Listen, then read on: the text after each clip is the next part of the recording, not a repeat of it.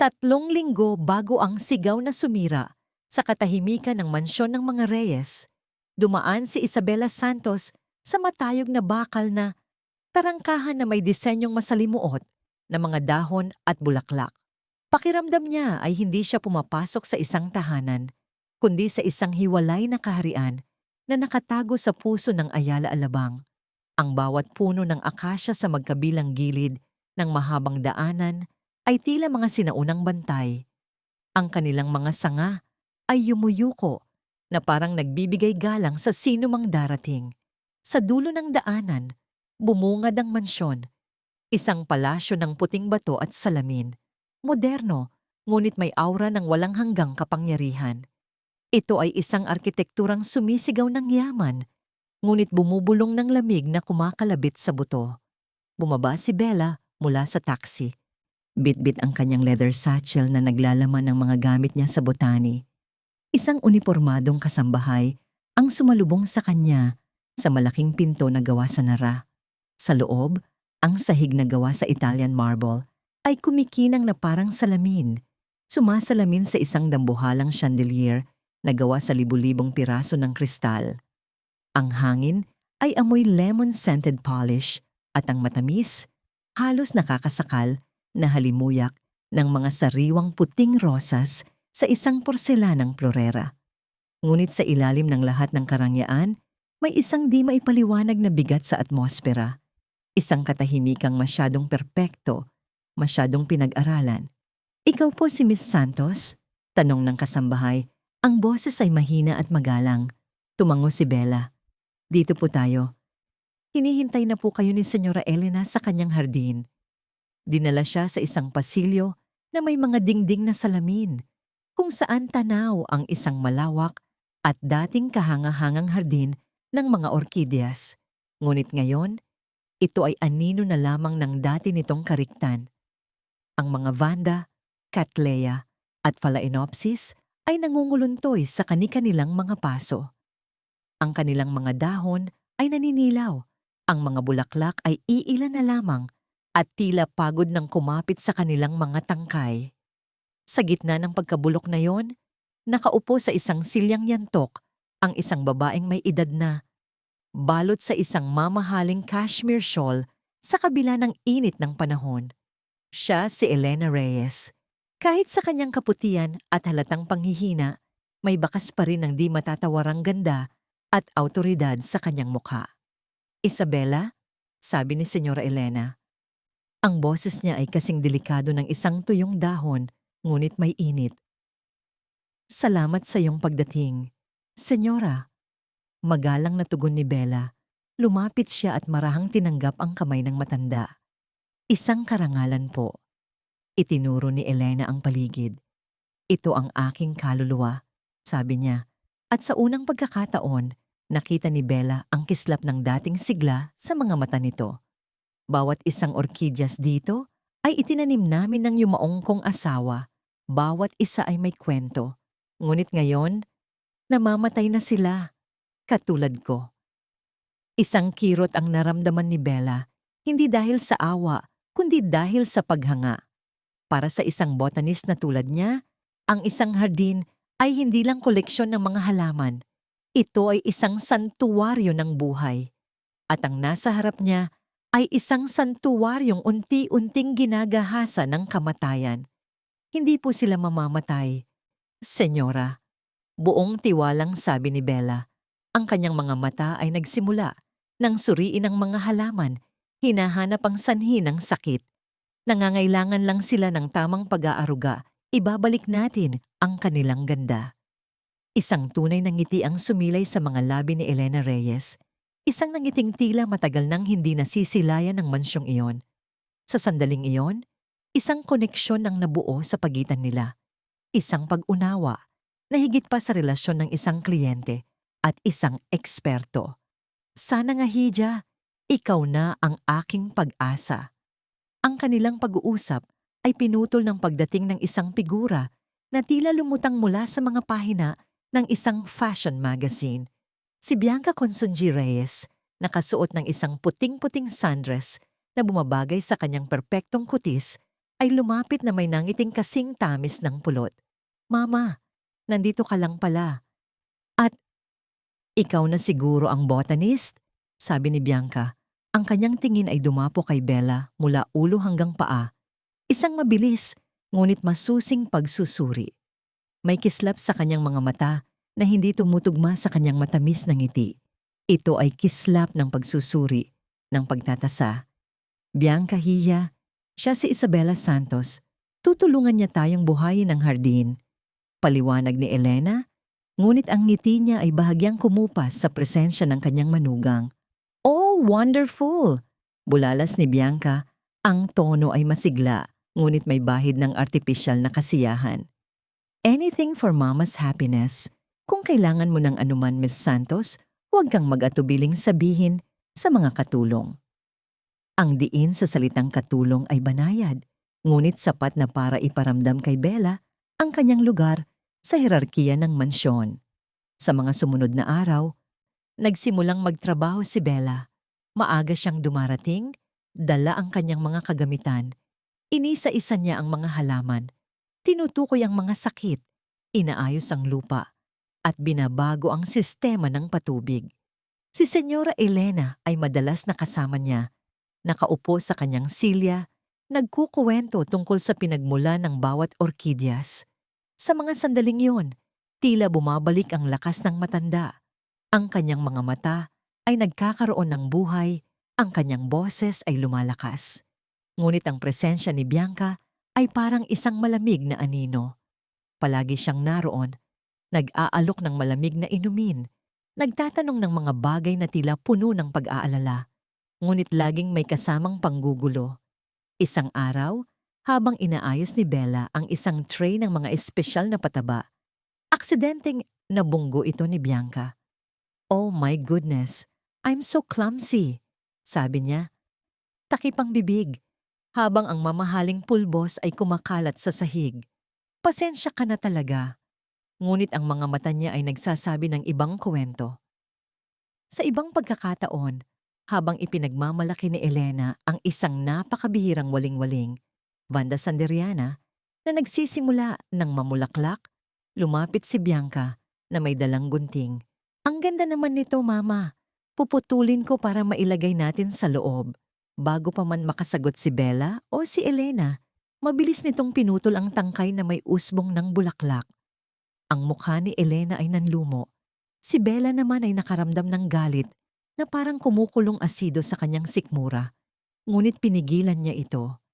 Kasabay ng mga maliliit na sabotahe, napansin ni Bella ang kakaibang pagbabago sa kalusugan ni Senyora Elena. May mga araw na siya ay alerto at malinaw mag-isip. Ngunit may mga araw na siya ay tuliro, nanginginig, at halos hindi makapagsalita. Ang pagbabago ay biglaan at nakakabahala. Isang hapon, nakita ni Bella si Yaya Lita, ang matagal ng kasambahay ng pamilya, na palihim na nagtatapon ng isang halos hindi nagalaw na sabaw sa lababo sa kusina. Ito ang sabaw na personal na inihanda ni Bianca para sa biyenan. Yaya Lita, bakit niyo po tinatapon? Mahinang tanong ni Bella. Halos mapatalon sa gulat ang matandang kasambahay. Ang kanyang mukha ay namutla at ang mga mata niya ay puno ng takot. Nanaku? Ma'am Bella, mamalamig na po kasi. Ayaw na ni Senyora. Ang kanyang mga kamay ay nanginginig habang hawak ang mangkok. Hindi kumbinsido si Bella. Lumapit siya. Yaya, may problema ba? Napapansin ko kasing pabago-bago ang lagay ni Senyora. May kinalaman ba ito sa pagkain niya? Ang mga mata ni Yaya Lita ay napuno ng luha. Hinawakan niya ang braso ni Bella. Ang kanyang mga daliri ay mahigpit na nakakapit. Maam, parang awan niyo na. Pabulong niyang sabi. Ang boses ay basag. Huwag na po kayong magtanong. Huwag na po kayong makialam. Para na rin po sa kaligtasan ninyo. May demonyo sa bahay na ito. Pagkasabi noon, mabilis siyang tumalikod at halos takbuhin ang pasilyo. Iniwan si Bella na nanlalamig at may bumabagabag na hinala sa kanyang isipan. Ang hinala ay naging isang matinding alarma makalipas ang ilang araw. pumasok si Bella sa silid ni Senyora Elena para iabot ang isang maliit na namumulaklak na orkidyas.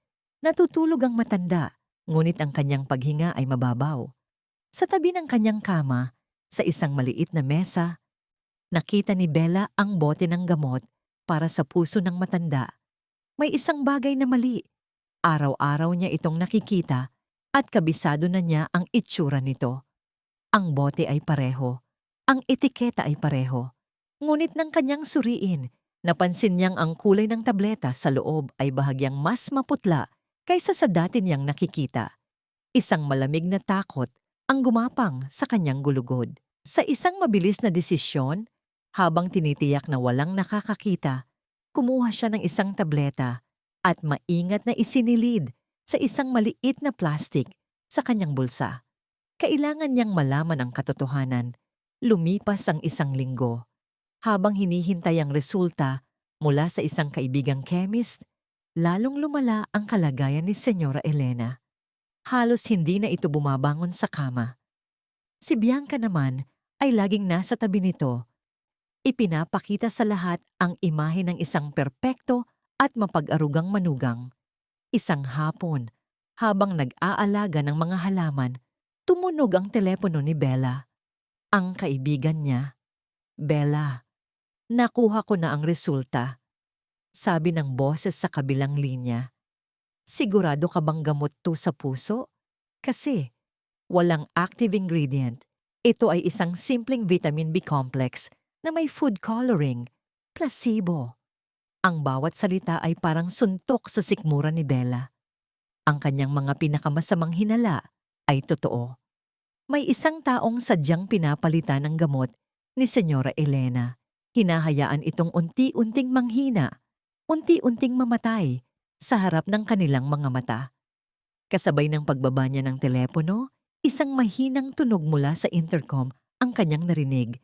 Si Yayalita, ang boses ay nanginginig sa takot. Maam Bella, si Senyora po. Inaatake na naman. Hindi na nag-isip si Bella. Tinakbo niya ang pasilyo papunta sa silid ng matanda. Nadatnan niya si Senyora Elena na nangingisay sa kanyang kama. Ang mga mata ay nakapikit at ang mukha ay namumutla. Alam ni Bella na walang oras para maghintay ng ambulansya. Ang lason o ang kakulangan ng tunay na gamot ay kumakalat na sa sistema nito. Naalala niya ang isang timplang herbal na itinuro sa kanya ng kanyang lola. Isang emergency detox tea na gawa sa mga halamang gamot na palagi niyang dala para sa mga kaso ng pagkalason sa halaman. Mabilis siyang kumilos. Kumuha siya ng mainit na tubig, inihalo ang mga pinulbos na dahon at nilikha ang isang mapait, ngunit mabisang tsaa. Senyora, inumin niyo po ito, sabi niya. Maingat na itinaas ang ulo ng matanda. Makakatulong po ito. Hawak niya ang tasa ng tsaa na bahagya pang umuusok. Ang kanyang puso ay kumakarera. Isang halo ng takot para sa buhay ng matanda at galit sa kung sino man ang may gawa nito. Sa eksaktong sandaling yon, bumukas ang pinto ng silid ng malakas. Pumasok si Marco Alessandro Reyes na parang isang bagyo. Ang kanyang mukha ay isang maskara ng yelo at galit. Sa likod niya, si Bianca. Ang mukha ay basang-basa ng luha.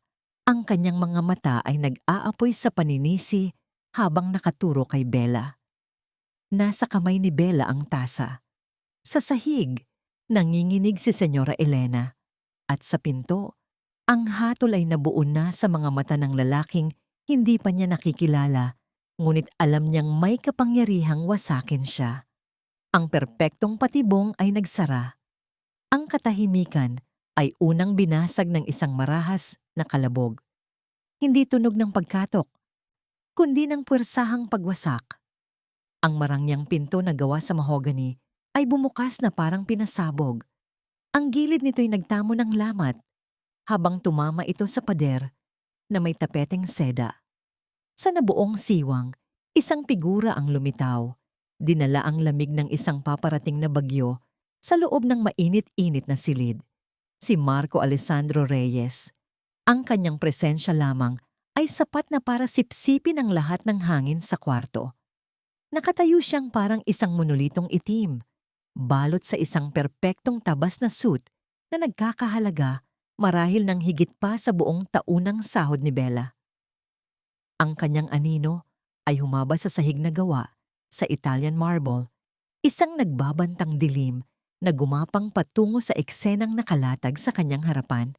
Sa sahig, sa tabi ng isang antigong Persian rug, nakahandusay ang kanyang ina.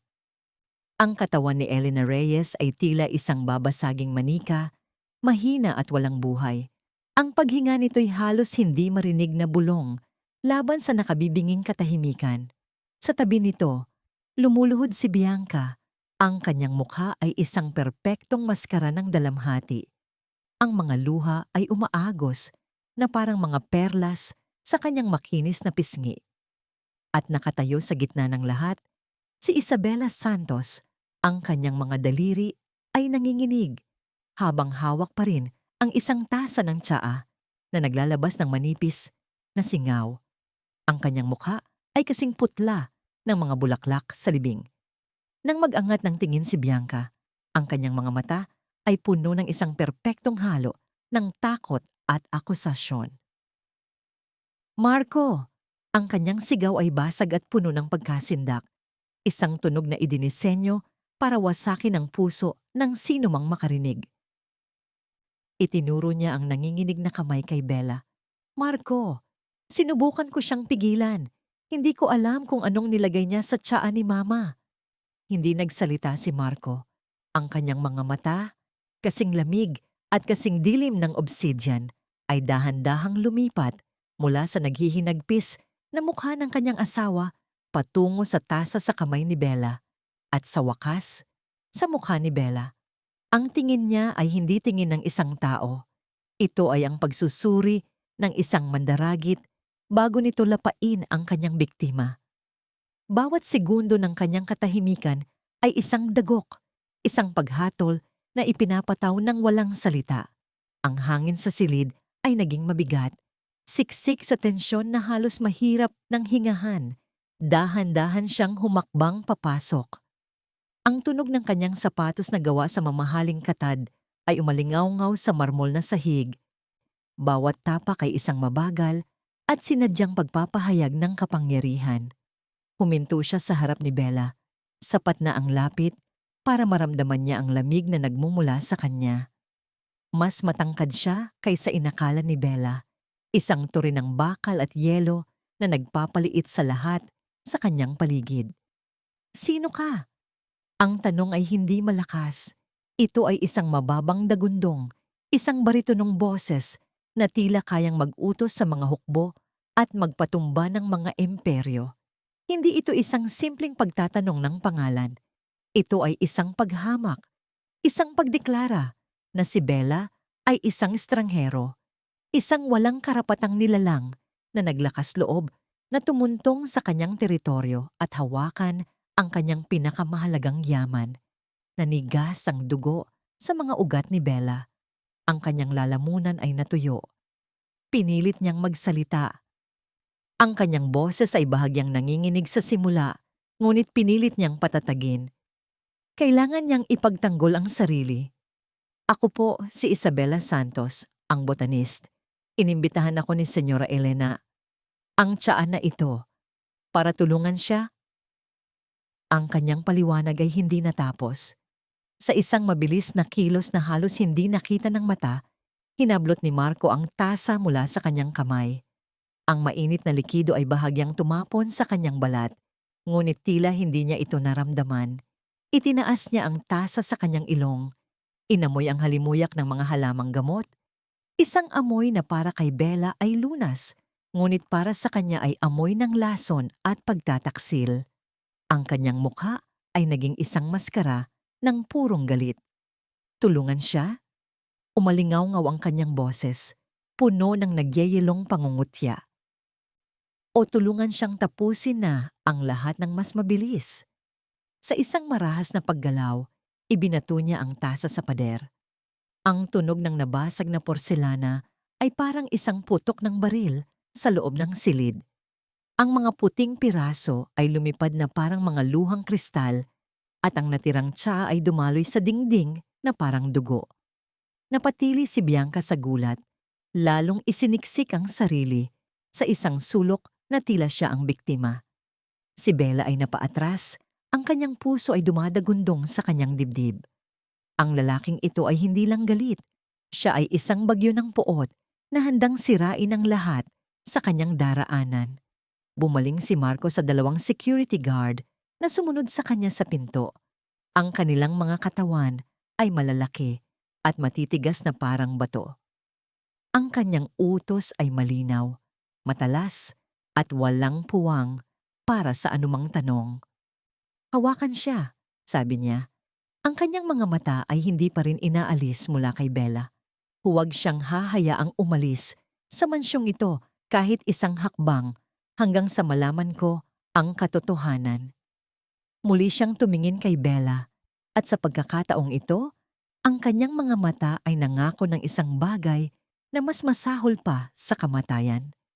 Kung may mangyaring masama sa aking ina, bulong niya, ang bawat salita ay may bigat ng isang sumpang bakal. Ililibing kita ng buhay. Walang anumang pag-aalinlangan, lumuhod siya at maingat na binuhat ang kanyang ina. Ang paraan ng paghawak niya kay Elena ay puno ng isang lambot na lubos na kabaligtaran ng karahasang ipinakita niya kay Bella. Ilang segundo lang ang nakalipas. Dinala niya ang kanyang ina na parang ito ang pinakamahalagang bagay sa buong mundo. Dumaan siya sa tabi ni Bella na parang isa lamang siyang hangin, isang bagay na walang halaga na hindi karapat-dapat kahit sa isang sulyap. Habang sinusundan niya ng tingin ng papalayong si Marco, isang mabilis na paggalaw ang nakuha ng pansin ni Bella. Si Bianca, na ngayon ay tumatayo na para sumunod sa kanyang asawa, ay lumingon. Sa isang iglap, sa isang segundo kung saan ang mukha niya ay nakatago mula kay Marco, ang kanyang maskara ng dalamhati ay nawala. Pinalitan ito ng isang nanangiting ahas.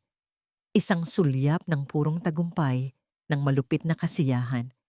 Ito ay isang tingin na nagsasabing, tapos ka na. Pagkatapos, kasing bilis ng paglitaw nito, nawala ang ngiti at muli siyang naging isang nag-aalalang asawa. Tumatakbo at humahagulgol habang sumusunod sa kanyang bayani. Naiwan si Bella na nanlalamig. Ang katotohanan ng sitwasyon ay bumabagsak sa kanya na parang isang toneladang bato. Ito ay isang patibong, isang perpekto, walang awang patibong, at siya ang pein. 2 unipormadong gwardiya ang humarang sa kanyang harapan. Ang kanilang mga katawan ay isang pader na hindi niya kayang lampasan. Ang isa sa kanila ay magalang, ngunit matatag na nagsalita, "Sumama po kayo sa amin, ma'am." Wala siyang nagawa kundi sumunod. Dinala siya palabas ng silid-tulugan sa kahabaan ng pasilyo na ngayon ay tila 100 patungo sa kanyang sariling pagkakakulong. Ang bawat painting sa dingding, bawat mamahaling florera ay tila mga tahimik na saksi sa kanyang pagbagsak. Dinala siya sa isang marangyang guest room sa kabilang dulo ng mansyon, isang kulungang ginto. Bago isara ang pinto, sa huling pagkakataon, napatingin siya sa pasilyo. Sa di kalayuan, nakatayo si Yaya Lita, nanginginig na parang isang dahon sa malakas na hangin. Ang matandang kasambahay ay nakatingin sa kanya. Ang kanyang mga mata ay bilog sa takot. Nagtama ang kanilang mga paningin sa loob lamang ng 1 segundo. Ngunit sa segundong yon, isang buong pag-uusap ang naganap. Sa mga mata ni Yaya Lita, nakita ni Bella ang kumpirmasyon ng lahat. Ang takot, ang babala, ang katotohanan sa likod ng kasinungalingan. Ang mga mata ni Yaya Lita ay sumisigaw ng mensaheng hindi kayang bigkasin ng kanyang bibig. Patawad. Sinabi ko na sa iyo, may demonyo sa bahay na ito. Ang mabigat na pinto ay sumarado na may kasamang malakas na lagutok. Ang tunog na yon ang nagsilbing selyo sa kanyang kapalaran. Narinig niya ang pag-ikot ng susi sa labas. Nakakulong na siya, mag-isa sa gitna ng karangyaan ng kaaway, habang ang anino ng isang kasalanang hindi niya ginawa ay unti-unting lumalamon sa lahat ng liwanag. Ang nakaraang 3 linggo ay parang isang panaginip na dahan-dahang nagiging isang bangungot. Ngayon, sa loob ng ginintuang hawlang ito, ang bawat alaala ay bumabalik na parang matatalim na bubog, pira-piraso at sumusugat. Ang unang araw ni Bella sa mansyon ng mga Reyes ay isang pag-atake sa kanyang pandama. Ang dambuhalang gate na bakal na may disenyong masalimuot na mga dahon at bulaklak ay bumukas ng walang tunog na tila isang paanyaya sa isang ibang mundo. Ang daan papasok ay sementado ng puting bato. Sa magkabilang gilid ay mga century-old na acacia trees na nagbibigay ng lilim. Sa dulo nito, ang mansyon mismo, isang arkitekturang Mediteraneo na pinagsama sa modernong salamin at bakal. Napakalaki at napakaganda na tila hindi ito tirahan ng mga tao, kundi ng mga Diyos. Isang malawak na fountain na may mga kabayong gawa sa marmol ang bumati sa kanya. Ang tunog ng tubig ay ang tanging ingay sa perpektong katahimikan. Ngunit sa kabila ng init ng araw sa labas, ang loob ng mansyon ay malamig. Hindi lamang dahil sa air conditioning. Isang lamig na kumakapit sa buto, isang lamig na nagmumula sa naglalakihang espasyo, sa mga sahig na kumikinang na parang salamin, sa mga kasangkapang tila hindi pa nagagalaw. Ito ay isang karangyaan na hindi nakakaginhawa, bagkus ay nakakailang. Dinala siya ng isang katulong sa likod ng mansyon, kung saan naroon ang dahilan kung bakit siya kinuha. Ang greenhouse ng mga orkidyas.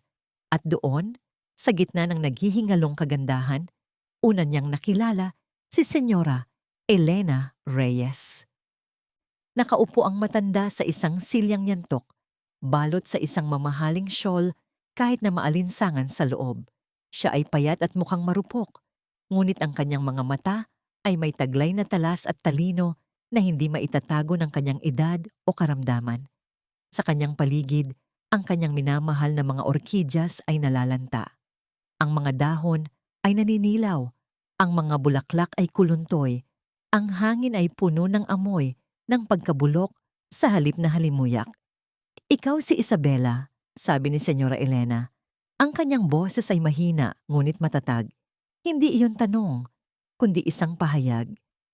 "Sinabi nila sa akin na meron kang magic hands para sa mga halaman." "Sana nga po, Senyora," magalang na sagot ni Bella habang nililibot ng tingin ng pinsala. Nakita niya ang mga bihirang uri ng Vanda, Cattleya at Phalaenopsis na tila sumusuko na sa kung anong sakit. Ngunit hindi po ito mahika, kundi siyensya at pag-aalaga. Isang maliit na ngiti ang sumilay sa labi ng matanda. Ang siyensya at pag-aalaga ay isang uri rin ng mahika. Itinuro niya ang isang partikular na waling-waling na halos wala ng dahon. "Iyan ang unang regalong ibinigay sa akin ng aking asawa. Ang hardin na ito ang aking kaluluwa, Hija. At sa tingin ko, ang kaluluwa ko ay unti-unti na ring namamatay. Ikaw ang aking huling pag-asa." Sa sandaling iyon, naramdaman ni Bella ang isang kakaibang koneksyon sa matanda. Higit pa sa isang kliyente, nakita niya ang isang taong may malalim na kalungkutan. Isang taong kumakapit sa tanging bagay na nagbibigay sa kanya ng buhay. "Gagawin ko po ang lahat ng aking makakaya, Senyora. Ibabalik natin ang ganda ng hardin na ito." Ang kanilang pag-uusap ay natigil sa pagdating ng isang figura na tila lumutang papasok sa greenhouse. Si Bianca Consunji Reyes. Nakasuot siya ng isang puting-puting sundress na lalong nagpapatingkad sa kanyang perpektong kutis. Ang kanyang buhok ay nakapusod ng walang kahit isang hiblang wala sa lugar. Ang kanyang ngiti ay matamis, ngunit hindi ito umabot sa kanyang mga mata. "Mama, nandito ka lang pala. Pinapahanap ka na ni Marco," sabi niya sa malambing na boses bago lumingon kay Bella. Ang kanyang mga mata ay sinuri si Bella mula ulo hanggang paa. Isang mabilis, ngunit mapanuring tingin. "Oh, and you must be the new botanist. Welcome to our home." "Salamat po, Ma'am Bianca," sagot ni Bella. "Bianca is fine," sabi niya, kahit na ang tono niya ay nagsasabing hindi sila magkapantay. Lumapit siya kay Senyora Elena at inayos ang shawl nito. Mama, huwag ka sanang masyadong magpagod. At ikaw naman, baling niya kay Bella. Kung may kailangan ka, mga gamit o kung anuman, huwag kang mag-atubiling sabihin sa mga katulong. Ang diin sa salitang katulong ay banayad, ngunit sapat na para iparamdam kay Bella ang kanyang lugar sa hierarkiya ng mansyon. Sa mga sumunod na araw, nagsimulang magtrabaho si Bella. Maaga siyang dumarating. Dala ang kanyang mga kagamitan. Inisa-isa niya ang mga halaman, tinutukoy ang mga sakit, inaayos ang lupa, at binabago ang sistema ng patubig. Si Senyora Elena ay madalas nakasama niya, nakaupo sa kanyang silya, nagkukuwento tungkol sa pinagmulan ng bawat orkidyas. Sa mga sandaling iyon, tila bumabalik ang lakas ng matanda. Ang kanyang mga mata ay nagkakaroon ng buhay. Ang kanyang boses ay lumalakas, ngunit ang presensya ni Bianca ay parang isang malamig na anino. Palagi siyang naroon, nag-aalok ng malamig na inumin, nagtatanong ng mga bagay na tila puno ng pag-aalala, ngunit laging may kasamang panggugulo. Isang araw, habang inaayos ni Bella ang isang tray ng mga espesyal na pataba, aksidenteng nabunggo ito ni Bianca. "Oh my goodness, I'm so clumsy," sabi niya, takip ang bibig, habang ang mamahaling pulbos ay kumakalat sa sahig. "Pasensya ka na talaga." Ngunit ang mga mata niya ay nagsasabi ng ibang kwento. Isang mabilis na kislap ng kasiyahan bago ito napalitan muli ng pagkukunwaring pag-aalala. Sa ibang pagkakataon, habang ipinagmamalaki ni Elena ang isang napakabihirang waling-waling, Vanda Sanderiana, na nagsisimula ng mamulaklak, lumapit si Bianca na may dalang gunting. "Ang ganda naman nito, Mama. Puputulin ko para mailagay natin sa loob."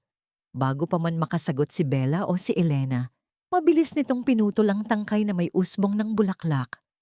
Ang mukha ni Elena ay nanlumo. Si Bella naman ay nakaramdam ng galit na parang kumukulong asido sa kanyang sikmura. Ngunit pinigilan niya ito. Kasabay ng mga maliliit na sabotahe, napansin ni Bella ang kakaibang pagbabago sa kalusugan ni Senyora Elena. May mga araw na siya ay alerto at malinaw mag-isip, nagkukuwento tungkol sa kanyang kabataan sa vegan. Ngunit may mga araw na siya ay tuliro, nanginginig, at halos hindi makapagsalita. Ang tingin ay blangko at nawawala. Ang pagbabago ay biglaan at nakakabahala. Isang hapon, nakita ni Bella si Yaya Lita, ang matagal ng kasambahay ng pamilya, na palihim na nagtatapon ng isang halos hindi nagalaw na sabaw sa lababo sa kusina. Ito ang sabaw na personal na inihanda ni Bianca para sa biyenan, isang espesyal na recipe para lumakas siya. Ayon dito, "Yaya Lita, bakit niyo po tinatapon?" Mahinang tanong ni Bella. Halos mapatalon sa gulat ang matandang kasambahay. Ang kanyang mukha ay namutla at ang mga mata niya ay puno ng takot. "Nanaku, Ma'am Bella. Mamalamig na po kasi." Ayaw na ni Senyora. Ang kanyang mga kamay ay nanginginig habang hawak ang mangkok. Hindi kumbinsido si Bella. Lumapit siya. "Yaya, may problema ba? Napapansin ko kasing pabago-bago ang lagay ni Senyora. May kinalaman ba ito sa pagkain niya?" Ang mga mata ni Yaya Lita ay napuno ng luha. Hinawakan niya ang braso ni Bella. Ang kanyang mga daliri ay mahigpit na nakakapit na tila isang taong nalulunod. "Ma'am, parang awan niyo na." Pabulong niyang sabi. Ang boses ay basag. "Huwag na po kayong magtanong. Huwag na po kayong makialam. Para na rin po sa kaligtasan ninyo. May demonyo sa bahay na ito."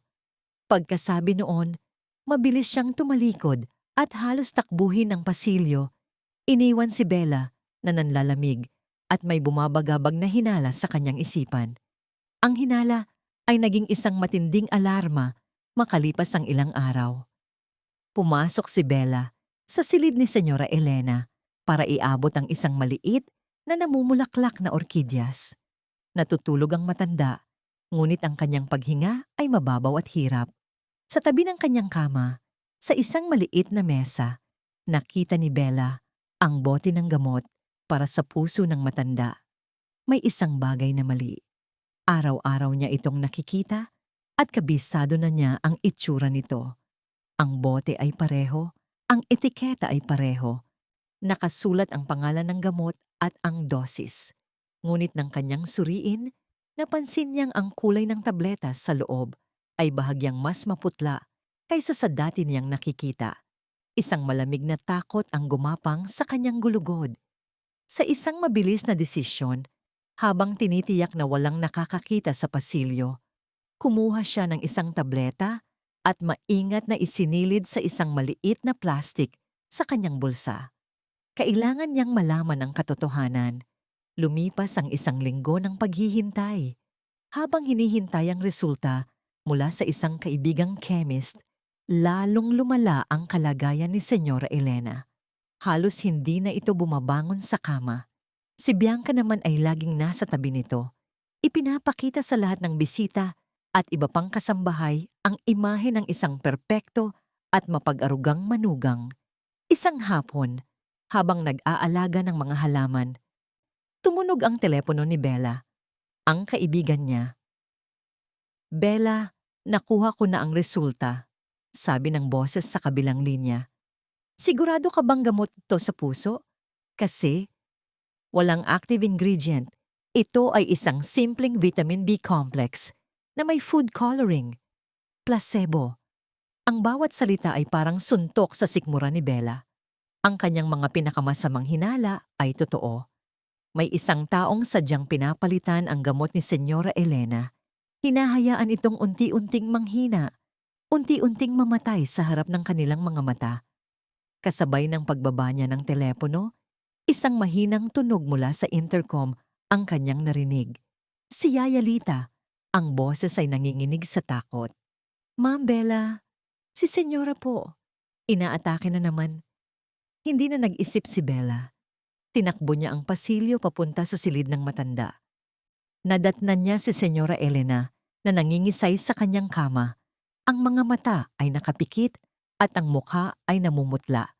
Alam ni Bella na walang oras para maghintay ng ambulansya. Ang lason o ang kakulangan ng tunay na gamot ay kumakalat na sa sistema nito. Naalala niya ang isang timplang herbal na itinuro sa kanya ng kanyang lola. Isang emergency detox tea na gawa sa mga halamang gamot na palagi niyang dala para sa mga kaso ng pagkalason sa halaman. Mabilis siyang kumilos. Kumuha siya ng mainit na tubig mula sa dispensers sa silid. Inihalo ang mga pinulbos na dahon mula sa kanyang kit at nilikha ang isang mapait ngunit mabisang tsaa. "Senyora, inumin niyo po ito," sabi niya. Maingat na itinaas ang ulo ng matanda. "Makakatulong po ito." Hawak niya ang tasa ng tsaa na bahagya, pang umuusok. Ang kanyang puso ay kumakarera. Isang halo ng takot para sa buhay ng matanda at galit sa kung sino man ang may gawa nito. At sa eksaktong sandaling iyon, ang pinto ng silid ay bumukas na parang sinipa ng isang puwersang hindi mapigilan. Pumasok si Marco Alessandro Reyes na parang isang bagyo at sa likod niya, si Bianca, ang perpektong salarin na naglalaro sa papel ng biktima. Ang perpektong patibong ay nagsara at ang lahat ng mga alaala, ang lahat ng mga hinala ay nagtapos sa isang nakabibinging katahimikan sa loob ng kanyang kulungan. Ang guest room ay isang obra maestra ng karangyaan. Ang kama ay kasing laki ng isang maliit na isla na may mga kumot na yari sa Egyptian cotton at mga unan na malambot pa sa ulap. Isang malaking bintanang salamin ang nagpapakita ng perpektong tanawin ng hardin at ng malawak na swimming pool na kumikinang sa ilalim ng araw. Ang mga pader ay pinalamutian ng mga painting ng mga pambansang alagad ng sining. Ang bawat kasangkapan ay sumisigaw ng yaman at kapangyarihan. Ngunit para kay Bella, ang silid ay hindi isang santuwaryo. Ito ay isang kulungan. Isang kulungang ginto na may mga rehas na hindi nakikita. Lumipas ang 2 araw na tila isang kawalang hanggan. 2 beses sa isang araw, Isang katulong ang nagdadala ng pagkain sa isang silver tray. Mga pagkaing tila kinuha mula sa isang mamahaling restaurant at tahimik na iniiwan ito sa mesa. Hindi niya halos ginagalaw ang mga ito. Ang bawat subo ay parang lason sa kanyang lalamunan. Ang kanyang isipan ay isang magulong bagyo ng takot, galit at kawalan ng pag-asa. Paano siya napunta sa sitwasyong ito? Paano niya lalabanan ang isang halimaw na nagtatago sa likod ng isang perpektong mukha? Lalo na ngayong ang pinakamakapangyarihang tao sa bahay na ito ay naniniwalang siya ang salarin. Sa ikatlong araw, bumukas ang pinto ng walang katok. Pumasok si Marco Alessandro Reyes. Ang kanyang presensya ay agad na pumuno sa silid, na tila ninanakaw ang lahat ng hangin. Nakasuot siya ng isang itim na business suit na perpektong nakabagay sa kanyang matipunong katawan.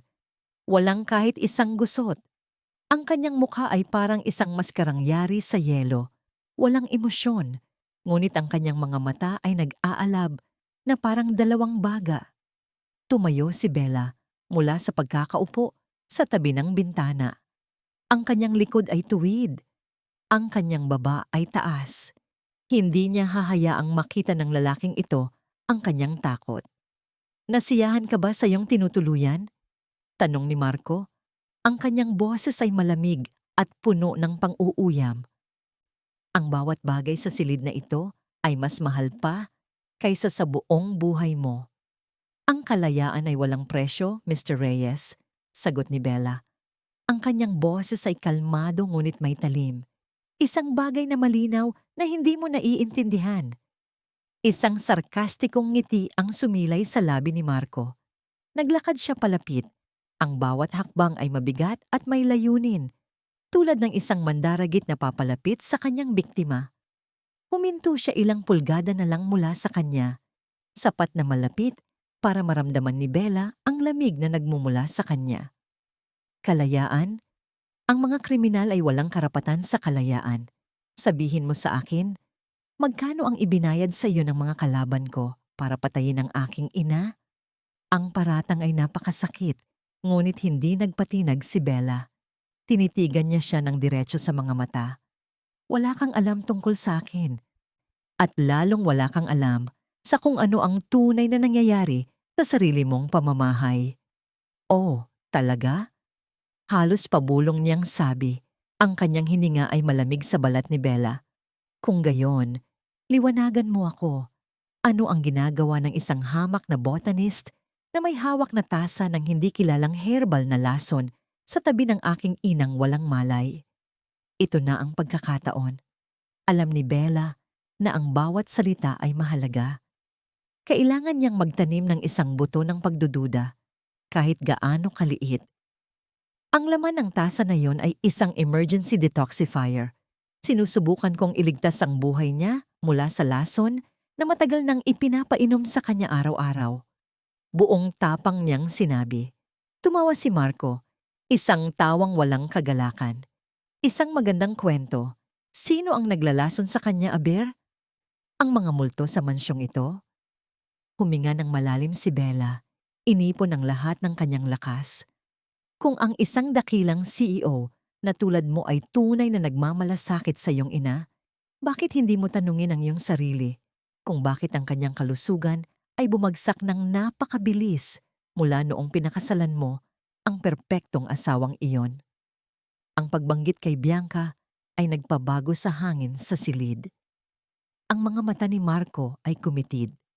Isang mapanganib na kislap ang dumaan doon. Hinawakan niya ang braso ni Bella. Ang kanyang pagkakahawak ay mahigpit na parang bakal. Huwag na huwag mong babanggitin ang pangalan ng asawa ko. Hindi siya katulad mo. Isang desperadong gold digger na gagawin ang lahat para sa pera.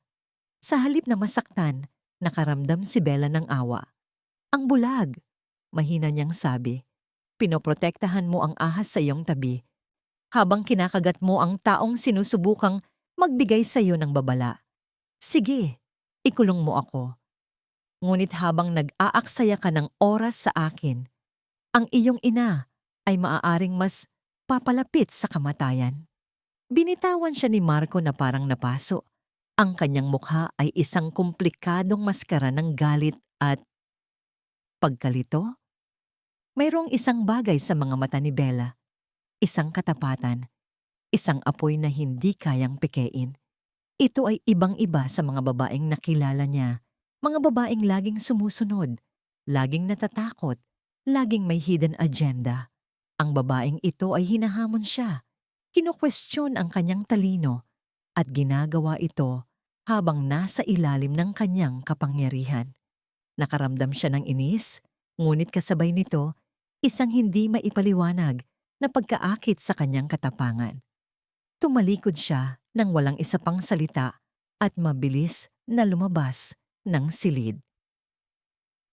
Ang malakas na pagbagsak ng pinto ay umalingaw-ngaw, ngunit para kay Bella, hindi yun tunog ng pagkatalo. Ito ay tunog ng isang maliit na bitak sa pader na yelo ni Marco. Nagtanim na siya ng buto. Ngayon, kailangan niya itong diligan. Ang pagkakataon ay dumating kinabukasan sa anyo ni Yaya Lita, ang matandang kasambahayang personal na nagdala ng kanyang tanghalian. Ang mga kamay nito ay nanginginig habang inilalapag ang tray. Nang walang imik na tumalikod ang gwardiya sa labas para maglakad sa dulo ng pasilyo, mabilis na kumilos si Bella. "Yaya," pabulong niyang sabi. Napapitlag si Yaya Lita. Ang mga mata ay nanlalaki sa takot. "Ma'am, patawad po." "Huwag kang humingi ng tawad. Tulungan mo ako." Mariin ngunit mahinang sabi ni Bella. "Tulungan mo akong iligtas si Senyora Elena." Umiling si Yaya Lita. Ang mga luha ay nagsimulang mamuo sa kanyang mga mata. "Hindi ko po kaya, ma'am. Nakakatakot si Ma'am Bianca. Papatayin niya ako." "Mas nakakatakot ba siya kaysa sa makita mong mamatay si Senyora Elena sa harap mo?" Tanong ni Bella. Ang kanyang boses ay direkta. "Yaya, mahal mo si Senyora, alam ko. Matagal ka nang nagsisilbi sa kanya. Hahayaan mo na lang bang mangyari ito?" Ang mga salita ay tumama sa puso ng matanda. Humagulgol siya ng tahimik. "Ano po ang gagawin ko? Wala po akong laban?" "Mayroon," tiniyak ni Bella. "Kailangan natin ng ebidensya. Ebidensyang hindi kayang pasinungalingan ni Marco. Makinig kang mabuti." Mabilis niyang ibinigay ang mga instruksyon. "Kailangan ko ng ilang hibla ng buhok ni Senyora mula mismo sa ugat. At higit sa lahat, kailangan ko ng sample ng kahit anong espesyal na inumin o sabaw na ipinapainom ni Bianca sa kanya. Kahit ang latak na naiiwan sa tasa o mangkok, ilagay mo sa isang malinis na plastik at itago mo. Naiintindihan mo ba?" Tumango si Yaya Lita. Ang takot sa kanyang mga mata ay napalitan ng isang maliit na ningas ng determinasyon. Ang pagmamahal niya kay Elena ay mas malakas kaysa sa kanyang takot kay Bianca. "Oo po, ma'am. Susubukan ko po." "Huwag mong subukan. Gawin mo," sabi ni Bella. "Ito lang ang paraan." Samantala, sa kanyang malawak na opisina sa tuktok ng Reyes Holdings Tower, hindi mapakali si Marco. Ang mga salita ni Bella ay umuulit-ulit sa kanyang isipan na parang isang sirang plaka. Bakit ang kanyang kalusugan ay bumagsak ng napakabilis mula noong pinakasalan mo ang perpektong asawang iyon? Isang kasinungalingan. Isang desperadong pagtatangka ng isang babaeng nahuli sa akto. Iyon ang sinasabi ng kanyang isip. Ngunit isang bahagi niya ang hindi mapalagay. Naalala niya ang kanyang ina bago ang kasal. Malakas pa, masayahin, laging nasa hardin. Ngayon, ngayon ay isang anino na lang siya ng kanyang dating sarili. Sa isang biglaang desisyon, tinawagan niya ang kanyang pinagkakatiwalaang private investigator, isang lalaking kilala sa pagiging disente at mahusay. "Raul," sabi niya sa telepono. Ang kanyang boses ay walang bakas ng pag-aalinlangan. "May ipapagawa ako sa'yo. Confidential. Gusto kong imbestigahan mo ang lahat ng financial records ni Bianca Consunji Reyes sa loob ng huling 2 taon. Bawat credit card transaction, bawat bank withdrawal, lahat. At gusto ko ang resulta bago matapos ang araw." Pagkatapos ng tawag, binuksan niya ang kanyang laptop at in-access ang security system ng mansyon. Isang bagay na hindi niya madalas gawin. Sinimulan niyang balikan ang mga footage mula sa mga nakaraang linggo, partikular sa mga lugar na malapit sa silid ng kanyang ina. Ilang oras siyang nanood. Karamihan ay normal na gawain ng mga katulong. Si Bianca ay laging naroon, ang perpektong manugang, nagdadala ng pagkain, nag-ayos ng kumot. Ngunit may isang sandali na nakakuha ng kanyang pansin. Sa isang footage mula sa hallway, makikita si Bianca na kalalabas lang mula sa silid ni Elena, may dalang tray. Ang kanyang mukha ay puno ng pag-aalala. Ngunit nang makarating siya sa isang bahagi ng pasilyo na akala niya ay walang kamera, ang kanyang ekspresyon ay biglang nagbago. Ang maskara ng pag-aalala ay nawala at napalitan ito ng isang malamig, iritadong hitsura. May ibinulong siyang kung ano sa sarili at ang kanyang mga labi ay kumibot sa isang paraan na nagpapakita ng matinding galit. Pagkatapos, nang may isang katulong na lumiko sa kanto, mabilis na bumalik ang kanyang matamis na ngiti. Naramdaman ni Marco ang panlalamig sa kanyang buong katawan. Hindi iyon sapat na ebidensya, ngunit sapat na iyon para palakasin ang buto ng pagdududa na itinanim ni Bella. Gabi na nang tumawag si Raul. Ang balita ay mas masahol pa kaysa sa inaasahan ni Marco. "Sir," sabi ng investigador, "si Mrs. Reyes ay may malaking problema sa pagsusugal.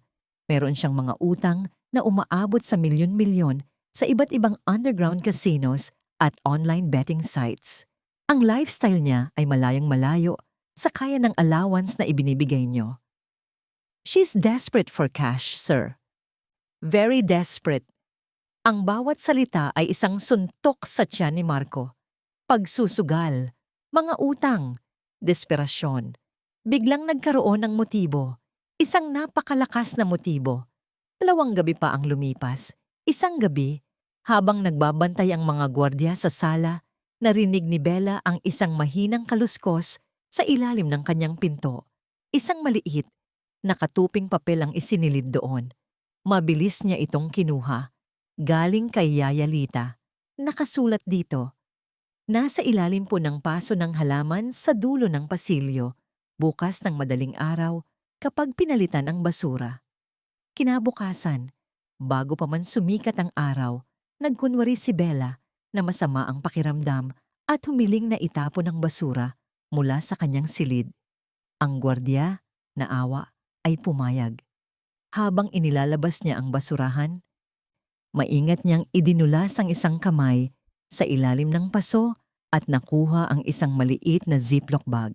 Sa loob, may ilang hibla ng buhok at isang basang cotton ball na may madilaw na residue. Ang puso niya ay kumakabog. Ito na yon.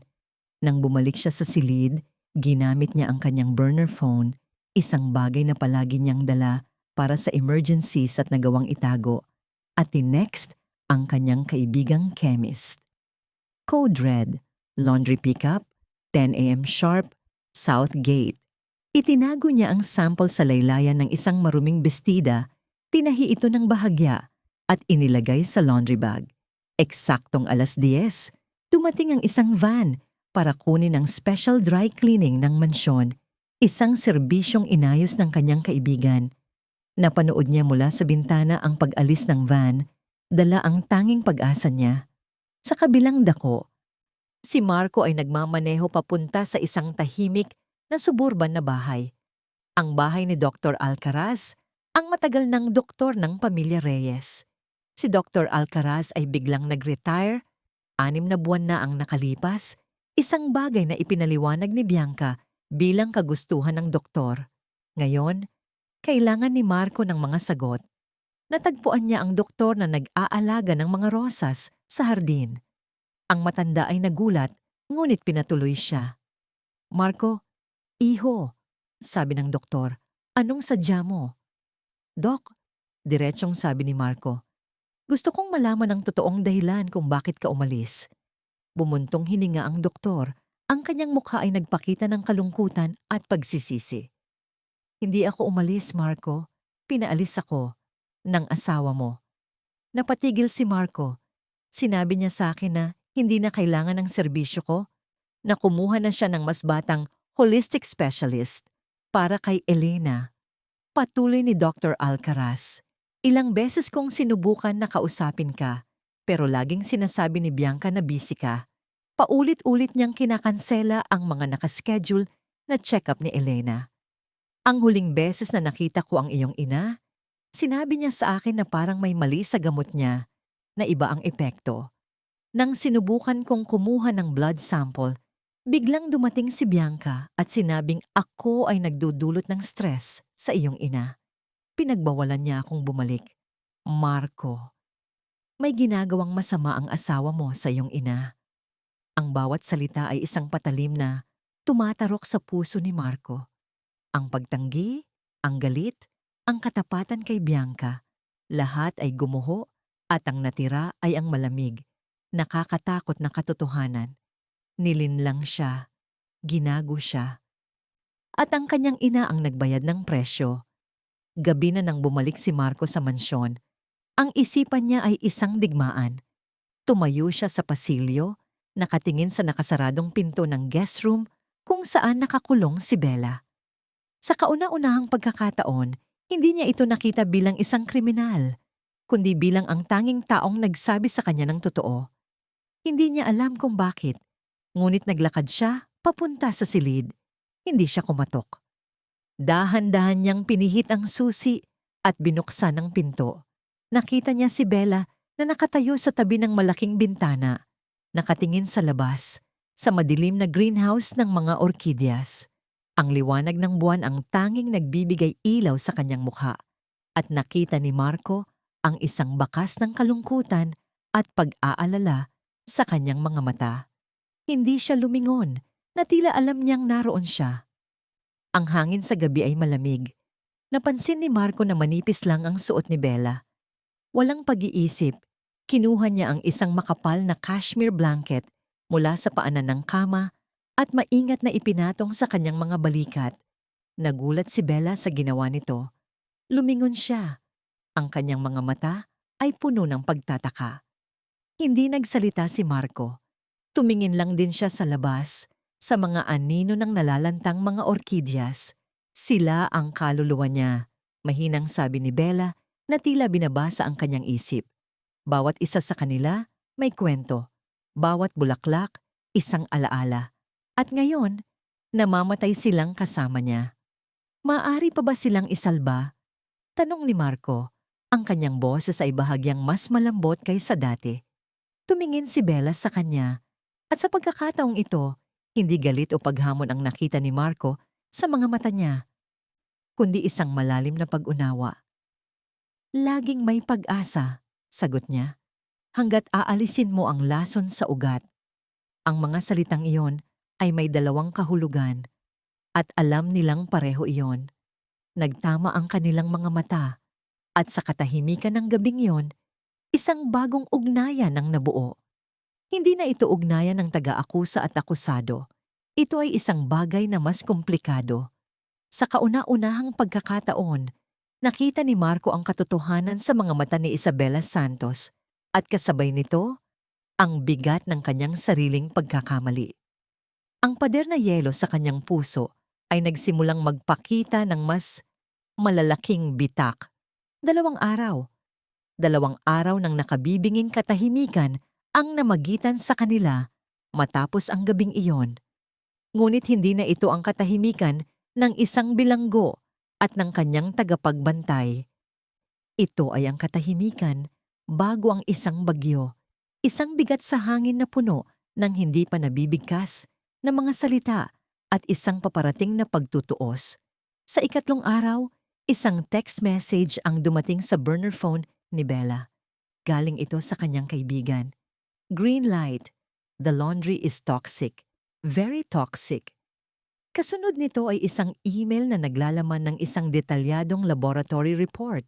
Nang mabasa niya ang mga salita, high concentrations of a potent long-acting benzodiazepine at amkosiki, chronic exposure can lead to severe cardiac complications. Naramdaman niyang nanlamig ang kanyang dugo kasabay ng pag-aalab ng isang matuwid na galit. Halos kasabay nito, isang discreet na katok ang narinig niya sa pinto. Hindi ito ang karaniwang malakas na pagbukas ng mga gwardiya. Bumukas ito ng bahagya at pumasok si Marco.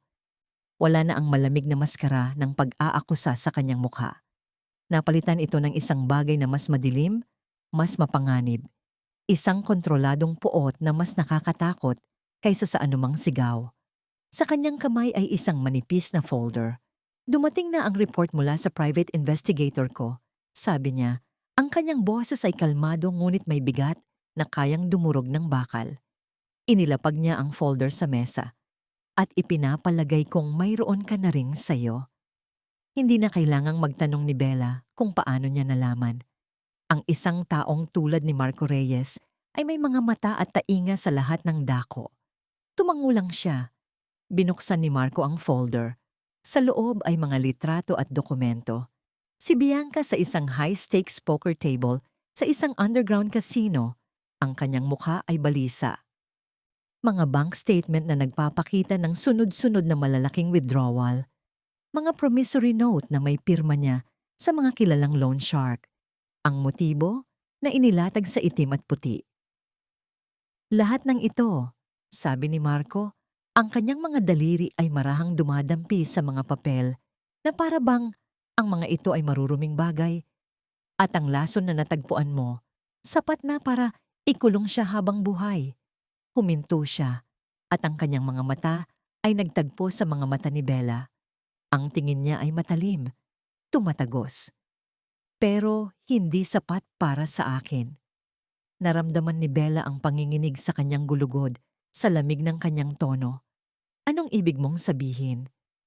Ang isang simpleng pag-aresto ay isang awa. Patuloy ni Marco, ang kanyang boses ay bumaba sa isang mapanganib na bulong. Binuo niya ang kanyang mundo sa mga kasinungalingan, sa isang perpektong imahe. Ginawa niyang tanga ang buong alta sosyedad. Ginawa niya akong tanga. Ang pag-amin ay halos hindi marinig, ngunit para kay Bella, ito ang pinakamalakas na salitang binitawan niya. Kung ang entablado niya ay ang mundong ito, kung gayon sa entabladong iyon din siya babagsak. Gusto kong makita ng lahat ang tunay niyang mukha. Gusto kong maranasan niya ang mamatay nang hindi namamatay. Ang tindi sa kanyang mga salita ay nakapangingilabot, ngunit naiintindihan ito ni Bella. Ito ang hustisya na nararapat para sa isang taong dahan-dahang pinapatay ang sarili niyang biyenan habang ngumingiti sa mundo. Naglakad si Marco palapit sa kanya at sa unang pagkakataon, nakita ni Bella ang isang bakas ng kahinaan sa ilalim ng bakal na panlabas. Bella, sabi niya, at ang pagbigkas niya sa kanyang pangalan ay iba na. Walang pang-uuyam. Puno ng isang bagay na hindi pa niya mapangalanan. Nagkamali ako. Ang aking kayabangan, ang aking pagiging bulag, ay halos kumitil sa buhay ng aking ina. Ipinagkatiwala ko ang lahat sa maling tao at ikinulong ang nag-iisang taong nagsasabi ng totoo. Huminga siya ng malalim. Patawarin mo ako. Ang mga salitang yon na nagmula sa isang Marco Alessandro Reyes ay mas mabigat kaysa sa anumang ginto. Tumango si Bella. Ang mahalaga ay nalaman mo ang katotohanan bago pa mahuli ang lahat. Hindi pa tapos ang lahat, sabi ni Marco. Mayroon akong isang huling hiling. Kailangan kita para sa huling akto ng dula-dulaang ito. Papayag ka ba? Tinitigan niya ang lalaki sa kanyang harapan. Hindi na ang malupit na CEO, kundi isang anak na lalaking nasaktan na gustong ipaghiganti ang kanyang ina. Oo, sagot niya nang walang pag-aalinlangan. Gagawin ko. Ang Reyes Charity Gala ay ang pinakamahalagang social event ng taon. Ang buong mansyon ay nabago.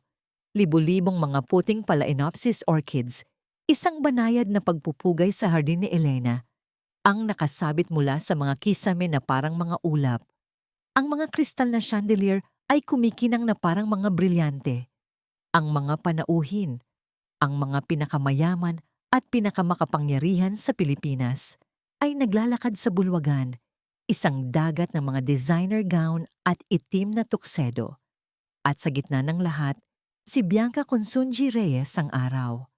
Nakasuot siya ng isang iskarlatang gown na gawa ng isang sikat na international designer na yumayakap sa kanyang perpektong katawan. Isang kwintas ng mga ruby at diamante ang nakapalibot sa kanyang leeg. Ang kanyang nangiti ay maliwanag. Ang kanyang tawa ay parang musika. Bawat galaw niya ay kalkulado. Bawat salita ay kaakit-akit. Siya ang larawan ng perpektong asawa ng isang bilyonaryo, ang perpektong hostess. Sa loob-loob niya, nagdiriwang siya. Malapit na. Konting panahon na lang at ang matandang babae ay mawawala na. At ang lahat ng yaman ng mga Reyes ay mapupunta sa kanya at kay Marco, na ibig sabihin, sa kanya. Ang hamak na botanist ay nakakulong pa rin. Tiyak na nababaliw na sa takot. Siya ang nanalo.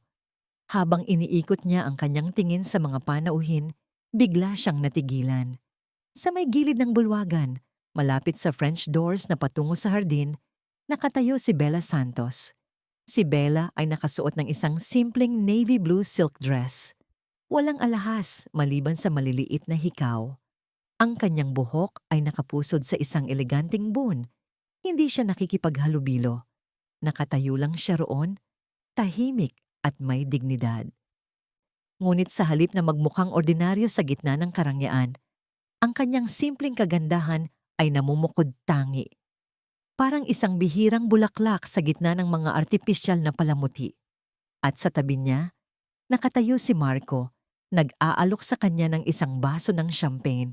Naramdaman ni Bianca ang isang kurot ng inis. Anong ginagawa ng babaeng iyon dito? Dapat ay nakakulong siya. Lalapitan na sana niya sila nang umakyat si Marco sa entablado at kinuha ang mikropono. Magandang gabi sa inyong lahat. Nagsimula si Marco. Ang kanyang malalim na boses ay umaling-awngaw sa buong bulwagan. Agad na tumahimik ang lahat. Ang kanilang atensyon ay nakatuon sa kanya. Salamat sa pagdalo ninyo sa gabing ito para suportahan ang Reyes Foundation. Nagpatuloy siya sa mga karaniwang pasasalamat. Ngunit ang kanyang mga mata ay hindi lumilingon sa mga panauhin. Nakatuon ito kay Bianca.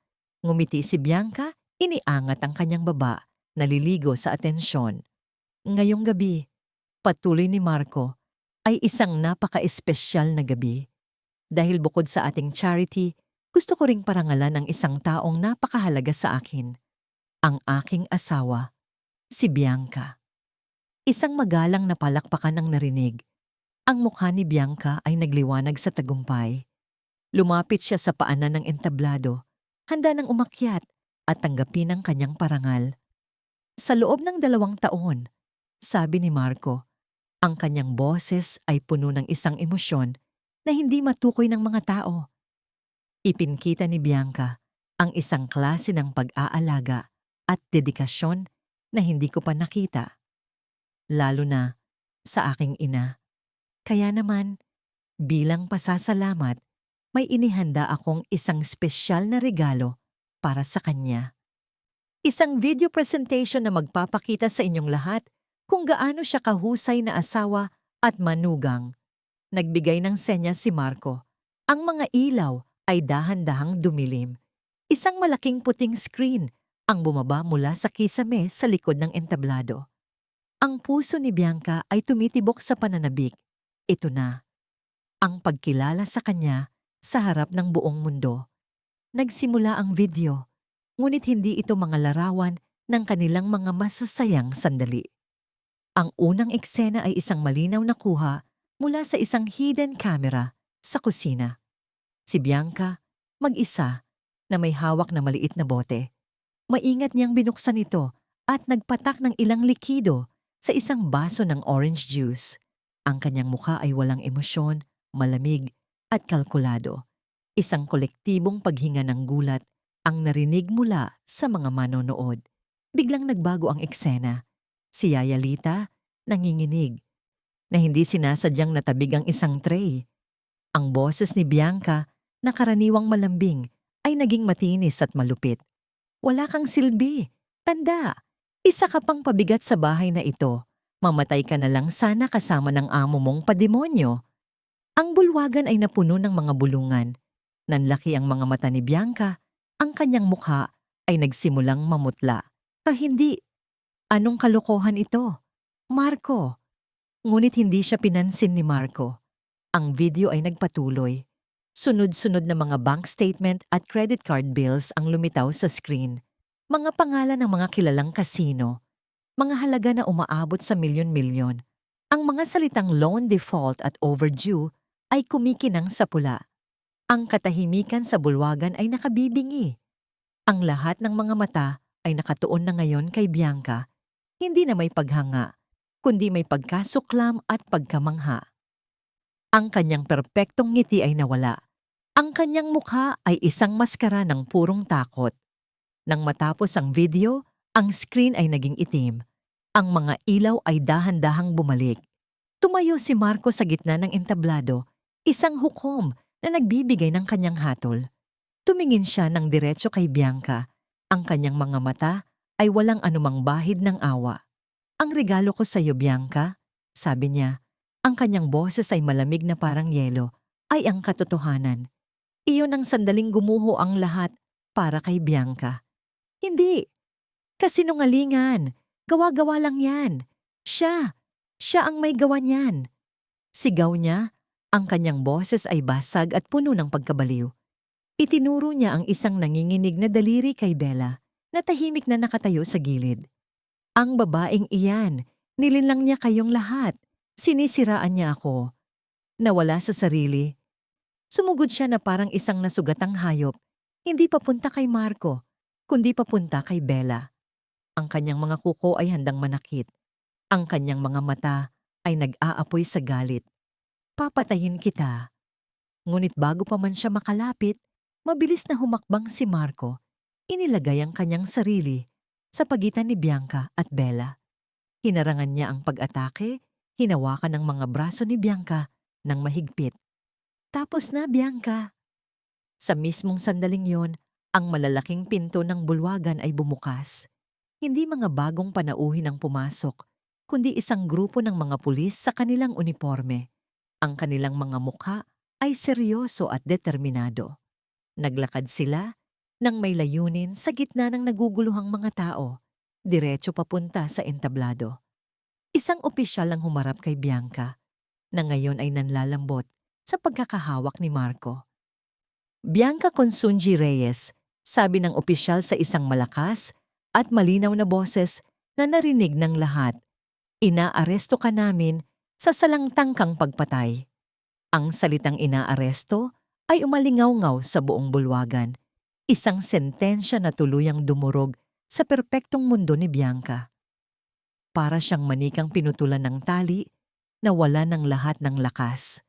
Ang kanyang mga sigaw ay naging mahinang pagikbi habang kinakabitan siya ng posas ng mga pulis. Ang mga mata ng lahat ng panauhin, mga matataas na tao na dati hinahangaan siya, ay nakatutok sa kanya ngayon. Hindi na may paghanga, kundi may pinaghalong awa, pagkasuklam, at morbid na kuryosidad. Ang kanyang entablado ay naging kanyang bitayan. Habang hinihila siya palabas, ang huling nakita niya ay ang anino ni Marco na nakatayo sa tabi ni Bella. Isang matibay na pader na nagpoprotekta sa babaeng sumira sa lahat ng kanyang binalak. At sa sandaling iyon, alam niyang natalo na siya ng tuluyan. Nang maisara na ang mga pinto at madala na si Bianca, isang nakabibinging katahimikan ang bumalot sa mansyon. Ang musika ay tumigil, ang mga bulungan ay namatay. Ang tanging naririnig ay ang mahinang kalansing ng mga kubyertos na biglang nabitawan. Si Marco Reyes, ang hari ng kanyang imperyo, ay winasak ang sarili niyang reyna sa harap ng buong kaharian. Walang nagsalita, walang gumalaw. Tila lahat ay naghihintay ng kanyang susunod na utos.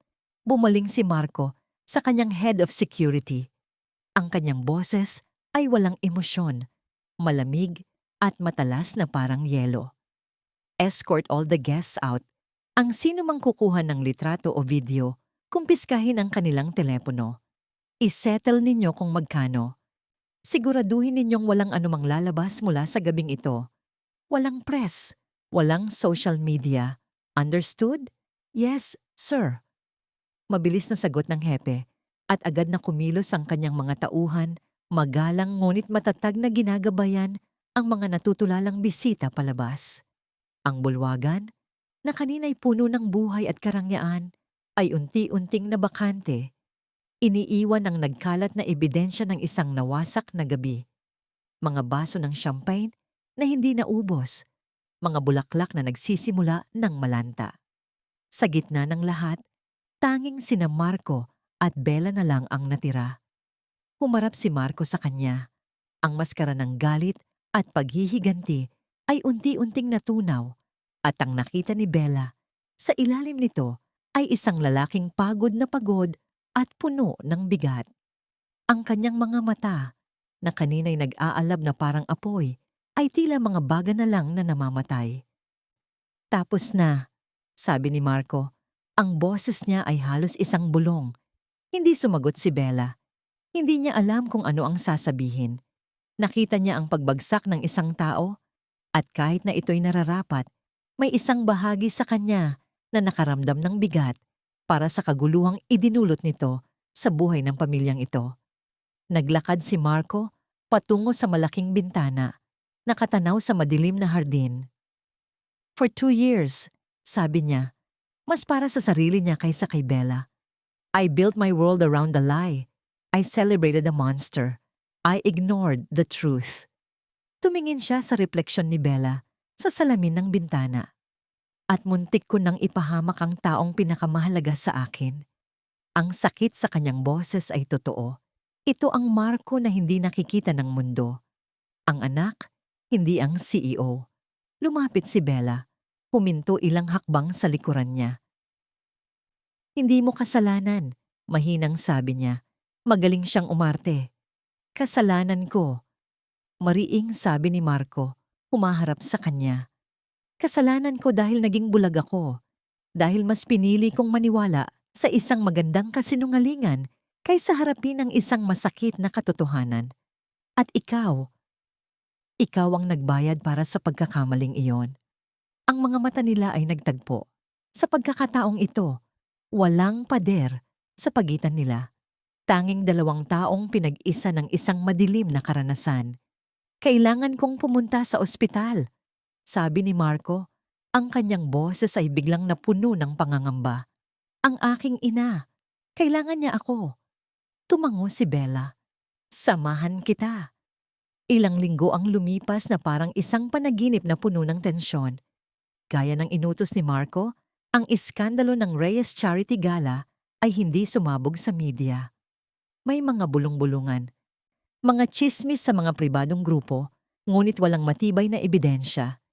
Ginamit ni Marco ang kanyang buong kapangyarihan at yaman para bumuo ng isang pader ng katahimikan sa paligid ng kanyang pamilya. Ang tanging opisyal na pahayag ay ipinagpaliban ang lahat ng social events ng pamilya Reyes dahil sa biglaang karamdaman ni Doña Elena. Ito ay isang eleganteng paraan upang itago ang isang maruming sikreto. Sa loob ng isang pribadong suite sa pinakamahal na ospital sa Maynila, si Marco ay bihirang umalis sa tabi ng kanyang ina.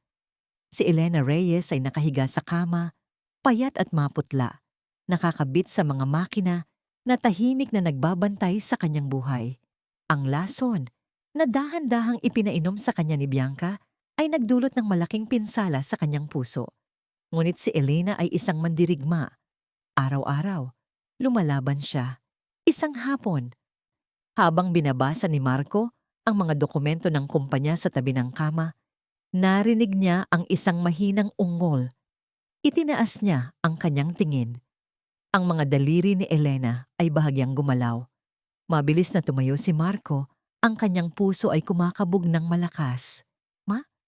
Tawag niya. Ang kanyang boses ay nanginginig. Dahan-dahan, iminulat ni Elena ang kanyang mga mata. Malabo pa ang mga ito sa simula, ngunit unti-unti nakilala niya ang mukha ng kanyang anak. Isang mahinang nangiti ang sumilay sa kanyang mga labi. Marco, anak. Ang kanyang boses ay tuyo at hirap, ngunit para kay Marco, ito ang pinakamagandang tunog sa buong mundo. Hindi napigilan ni Marco ang mga luhang bumagsak mula sa kanyang mga mata. Lumuhod siya sa tabi ng kama, hinawakan ng kamay ng kanyang ina at idinikit ito sa kanyang pisngi. Ang kamay na yon, na dating malakas at puno ng buhay, ay ngayon ay marupok na. "Mama, patawarin mo ako," sabi niya, ang kanyang boses ay basag. "Patawarin mo ako sa lahat, sa hindi ko pag-alam, sa hindi ko pag-aalaga sa'yo. I failed you, Ma. I failed you so much."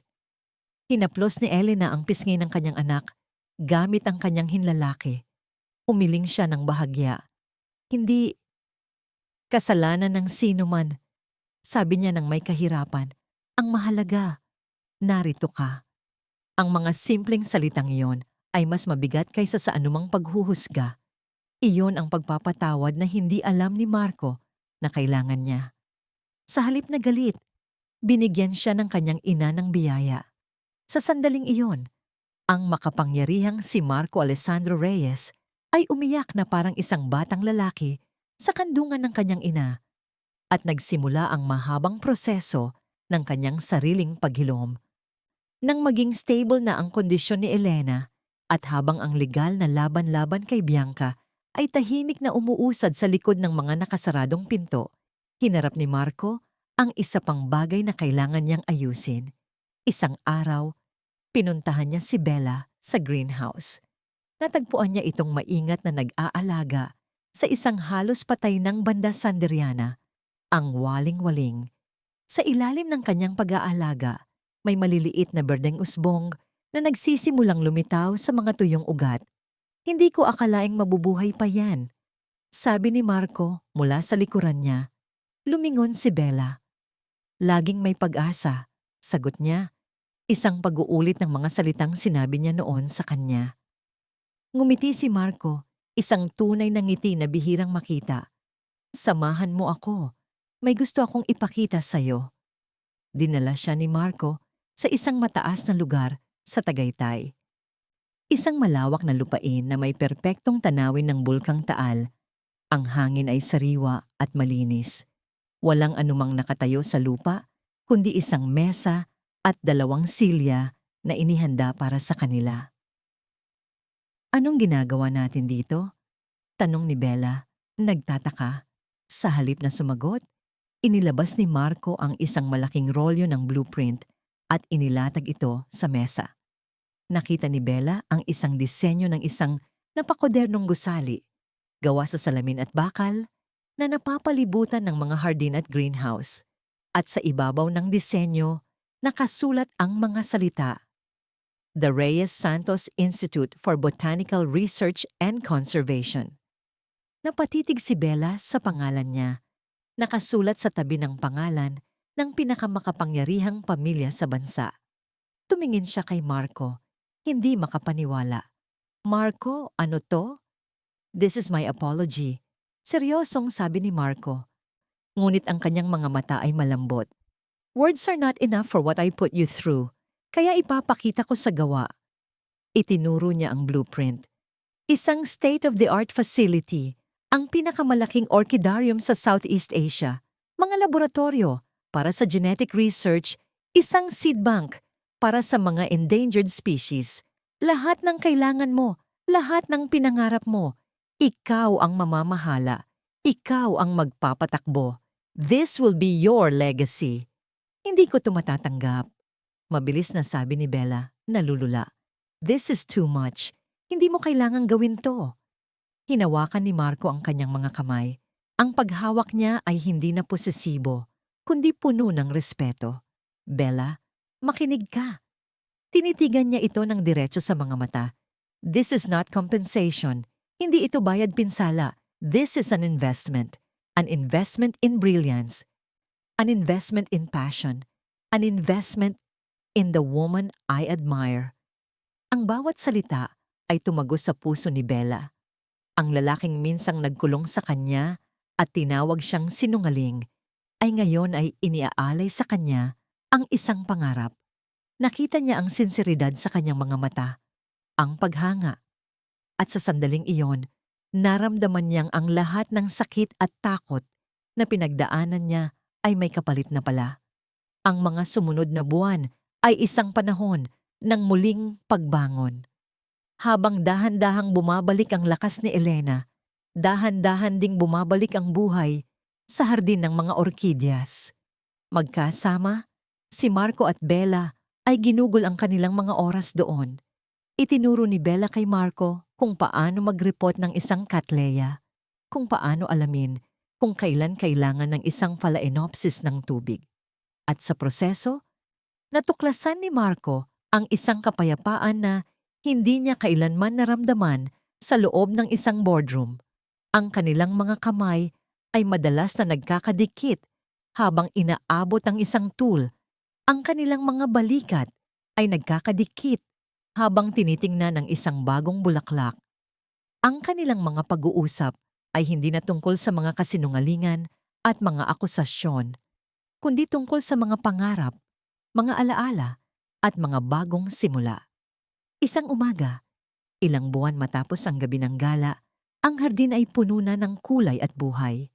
Ang mga orkidyas ay namumulaklak ng buong ganda, isang testamento sa kanilang pag-aalaga. Nakaupo si Elena sa isang bagong silyang duyan sa gitna ng hardin. Ang kanyang mukha ay puno ng kaligayahan habang pinapanood ang kanyang mga alaga. Naglalakad sina Marco at Bella sa mga pasilyo ng mga nakasabit na bulaklak. Ang sinag ng araw sa umaga ay tumatagos sa mga dahon, lumilikha ng isang mahiwagang liwanag. Huminto si Marco at humarap kay Bella. Dahan-dahan, itinaas niya ang kanyang kamay at hinaplos ang kanyang pisngi. Hinawakan niya ang baba nito. Dahan-dahang itinaas ang kanyang mukha para magtama ang kanilang mga mata. Bella, sabi niya, ang kanyang boses ay hindi na ang malamig na utos ng isang CEO, kundi isang mainit at sinserong bulong. Sa dilim ng lason, natagpuan ko ang tanging lunas para sa buhay ko. Ikaw yon. At sa ilalim ng mga nakasabit na bulaklak, sa harap ng isang bagong umaga, hinalikan niya ito. Ito ay isang halik na hindi nagmamadali, hindi mapusok. Ito ay isang halik na puno ng pasasalamat, paghanga, at isang pangako. Hindi lamang ito ang simula ng isang pag-iibigan, kundi ito ang simbolo ng buhay, pag-asa, at isang magandang kinabukasan na isinilang mula sa pinakamadilim na mga sabotan. Sa hardin na muntik ng mamatay, isang bagong pag-ibig ang namukadkad.